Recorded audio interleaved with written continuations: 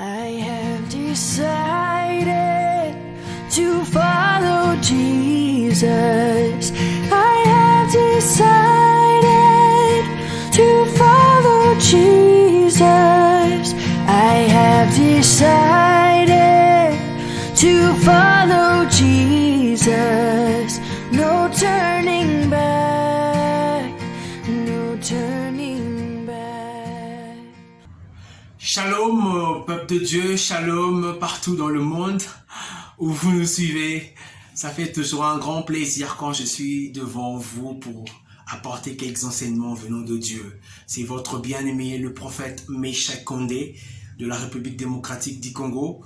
Et je nous demande, pour ceux qui sont nouvellement connectés avec nous, s'ils pourront s'abonner sur notre chaîne et liker.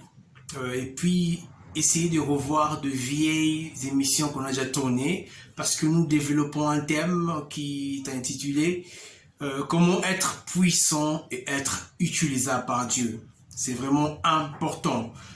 Vous savez, peuple de Dieu, partout dans le monde, beaucoup de gens d'entre nous, ils aiment bien la puissance, aiment la gloire de Dieu, aiment la présence de Dieu, mais peu ils savent comment s'en sortir. Ils aiment la puissance, ils aiment la gloire, ils aiment la présence de Dieu, mais peu de gens savent comment s'y prendre.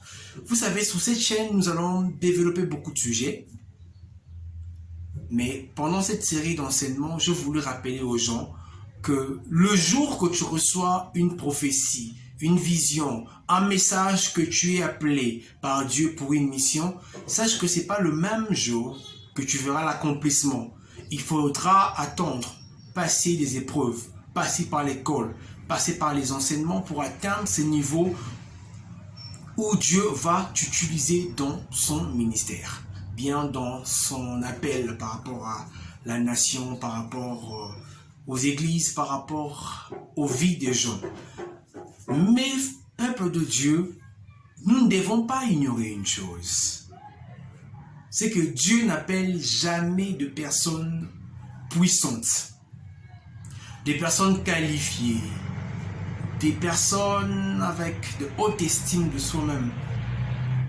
Bon, si ça arrive que tu es fort, tu es qualifié, tu as une haute estime de soi et que Dieu t'appelle, sache qu'il prendra le temps pour te briser. Il va te briser. Il va t'anéantir. Tu vas tout perdre.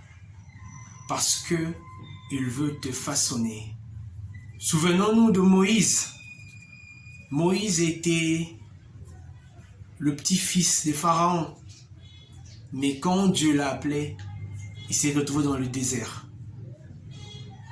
Pourquoi Dieu permet que nous soyons des fois faibles, des fois nous manquons d'estime de soi? C'est parce que lui, il est capable de prendre une personne faible pour faire de lui une personne forte. Il prend un zéro pour faire de lui un héros. Et c'est ça le travail de Dieu. Comment être puissant et être utilisable par Dieu? Il y a un verset qui me monte dans le cœur que je nous balance, c'est là. Juge 6, 12 à 14. On nous montre un homme qui s'appelait Gédéon, qui était israélite, et dont son pays était sous le règne des Madianites. Et on nous montre que Gédéon n'avait pas de choix que de se cacher. Et il allait faire le froment sous le pressoir. Or que le pressoir n'est pas l'endroit approprié pour les froment. Mais dans toutes ces confusions, l'ange de Dieu lui apparaît et lui appelle vaillant héros. Gédéon même lui-même est surpris de voir vaillant héros. Moi qui confonds le pressoir et le lieu où on bat le froment. Mes frères et sœurs, même dans les difficultés, même dans le moment le plus difficile de notre vie, Dieu nous voit comme des héros. Dieu nous voit des vaillants héros. Parce que nous avons une mission avec lui. Et il ne laissera pas comme ça. Voilà pourquoi je veux te dire un secret. Si tu veux être fort, puissant et être utilisé par Dieu, tu dois aller avec la force que tu as. Tu pourras me demander quelle est la force que j'ai. Moi qui n'ai pas ceci, qui n'a pas cela, j'ai pas un diplôme, j'ai pas une famille, je n'ai pas de gens sur qui compter. Mais laisse-moi te dire, ta force n'est pas une auto-force. Quand je dis auto-force, c'est en soi-même. Mais ta force est une force que Dieu te prête. Il te prête cela pour la mission. Il te prête cela pour que tu puisses faire sa volonté. Voilà pourquoi je t'ai dit, va avec la force que tu as. Du reste, ce n'est pas les paroles qui sortent de ta bouche qui vont guérir, mais c'est les noms de Jésus qui sortent de ta bouche qui va guérir.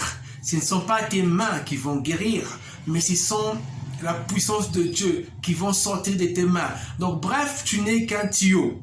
Un tuyau, on le connecte à un robinet, à une source d'eau, et lui ne fait que faire passer le récipient, plutôt faire passer le contenu. Le tuyau fait passer les contenus. Et toi et moi, nous sommes les tuyaux que Dieu veut utiliser. Et quand Dieu te regarde, Dieu te voit comme un vaillant héros. Mon frère, ma soeur, c'est vrai que ça fait du bien quand ton pasteur t'honore, quand les responsables t'honorent, quand ta famille t'honore. Mais Dieu n'a rien à voir avec ça. Dieu t'appelle vaillant héros. Dieu te regarde comme c'est lui qui va changer des choses, comme c'est lui qui va transformer de vie, comme c'est lui qui va amener des gens, la faire quitter de les ténèbres vers la lumière. Mes frères, tu n'as pas besoin que les gens t'acclament. Tu n'as pas besoin que les gens t'adulent. Tu n'as pas besoin que les gens confirment ton appel. Mais Dieu lui-même te dit, va avec la force que tu as. Peuple de Dieu, c'est important. Je veux nous dire une chose. Nous ne devons pas confondre les choses. Beaucoup de gens pensent que reconnaître sa force en Christ, reconnaître son appel en Christ, reconnaître sa valeur en Christ, c'est de l'orgueil. Non. Reconnaître que Dieu fait des miracles avec toi n'est pas de l'orgueil. Mais si tu commences à vivre de cela, c'est là où ça devient de l'orgueil. Si tu commences à dépendre de cela, c'est là où ça devient de l'orgueil. Mais le fait que tu reconnais que je suis faible, mais Christ en moi est ma force. Christ en moi, quand j'ai pris pour les malades, Christ passe pour guérir. Ce n'est pas de l'orgueil, mais c'est la conscience. Et la conscience, nous en avons besoin pour travailler dans l'œuvre de Dieu. La conscience, nous en avons besoin pour faire la volonté de Dieu. La conscience, nous en avons besoin pour être utile dans la présence de Dieu. Bien-aimé, tu n'es pas n'importe qui. Et tu ne seras jamais n'importe qui.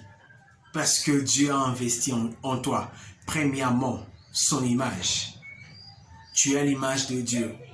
Deuxièmement, Dieu a investi son esprit. Il a soufflé dans l'homme pour que l'homme vive. Troisièmement, Dieu a investi son Fils en toi pour que tu sois vivant. Et quand son Fils est parti, Dieu a investi maintenant la puissance de son esprit dans nos vies pour que nous fonctionnons comme le Christ. Tu n'es pas n'importe qui. Va avec la force que tu as face à la maladie. Va avec la force que tu as face aux oppressions. Va avec la force que tu as face à toutes sortes d'obstacles qui se pointeront devant toi. Et dis-toi que tu n'es pas seul. Tu es avec Jésus. Même si à l'église, on refuse de te donner une chaire pour prêcher, tu as des voisins, tu as des amis que tu peux partager la parole de Dieu. Tu peux même faire ça sur YouTube comme je le fais maintenant. Tu peux le faire aussi sur Facebook, WhatsApp, dans toutes sortes de réseaux sociaux pour parler de Jésus. Et Jésus va te faire du bien. Mon frère, ma soeur, Jésus compte sur toi. Jésus compte sur toi. Peut-être on t'a pas dit cela, mais Jésus compte sur toi. Il a investi son esprit en toi. Jésus compte sur toi. Parce que pour être sauvé, il fallait que Jésus puisse mourir sur la croix. Et il n'est pas mort sur le plan collectif, mais il est mort sur le plan individuel. C'est quand tu crois en lui que tu accèdes à cette opportunité d'être sauvé. Mon frère, ma sœur, tu es certes faible, mais c'est lui qui est en toi est plus fort que celui qui est dans le monde. Tu n'as pas besoin de voir Jésus. Tu n'as pas besoin de le voir. Pourquoi? Parce qu'un jour, j'ai lisé la Bible et j'étais en larmes. Thomas a dit, je vais croire. Thomas a dit, je vais croire si seulement j'introduis mon doigt dans ses plaies. Et je croirais qu'il est Dieu.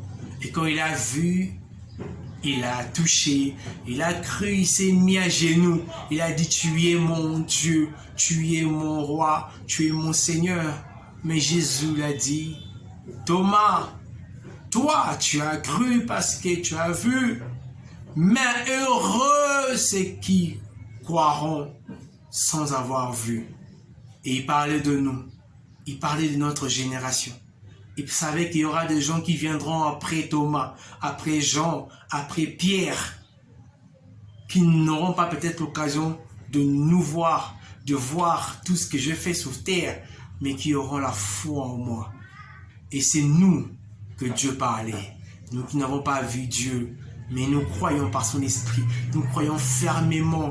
Nous croyons fermement parce que nous avons la foi et Dieu honore la foi. Tu dois avoir foi à ce que Dieu t'a dit. Tu dois avoir foi à la parole de Dieu. Lis la parole de Dieu, applique-la et va, mets cette parole en pratique au nom de Jésus. Tu réussiras. Que Dieu nous bénisse, peuple de Dieu. Je nous demande juste de partager ces messages. Si vous avez des questions, veuillez nous faire part cela par des commentaires. Et surtout sur WhatsApp, nous avons beaucoup de groupes que nous avons créés pour partager la parole de Dieu. Et nous avons créé des groupes selon des pays. Donc, si tu es intéressé, tu peux nous contacter et nous allons échanger ensemble. Que Dieu nous bénisse. Je vais faire une prière pour finir. Seigneur Dieu Tout-Puissant, merci pour ta parole qui n'a pas de fin. Ta parole est venue pour nous donner la vie. Seigneur, il y a quelqu'un quelque part qui a peur, qui se sent faible, qui se sent perdu, qui s'est dit, Seigneur, comment ferai-je? Tu m'as appelé, comment ferai-je? Mais Seigneur, Seigneur, Seigneur, s'il te plaît, relève le faible. Qu'un faible dise qu'il est fort parce que tu es avec lui. Oins-lui de ton esprit, oins-lui de ta puissance. Seigneur, qu'une âme revienne à toi, qu'il revienne à toi. J'ai prié aussi pour que les malades soient guéris. Partout où tu me suis, là où tu es malade, reçois ta guérison. Reçois ta guérison au nom de Jésus-Christ. Amen. Nous attendons vos témoignages, nous attendons vos réactions. Que Dieu nous bénisse. N'oublions pas de liker. Amen.